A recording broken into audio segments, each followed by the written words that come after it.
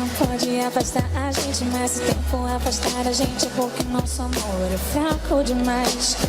E amores fracos não merecem o meu tempo, não mais. Simplesmente eu sei que tudo que foi importante pra mim, da minha vida assim foi. Então me fiz assim, dentro dessa armadura, nessa vida dura. Não sou Indiana Jones, então sem aventura. Porque só tinha conhecido gente louca, tinha medo de eu te amo sair da minha boca. Até que um dia ele saiu, eu gelei, te olhei, você disse eu também. E sorriu, louco o suficiente pra gostar de mim, corajoso o suficiente pra ir até o fim.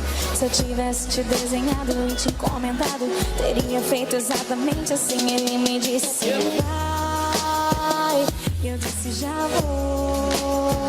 Ele me disse volta, eu disse ah, que saudade de você, debaixo do meu cobertor. Ah, que saudade de você, debaixo do meu cobertor.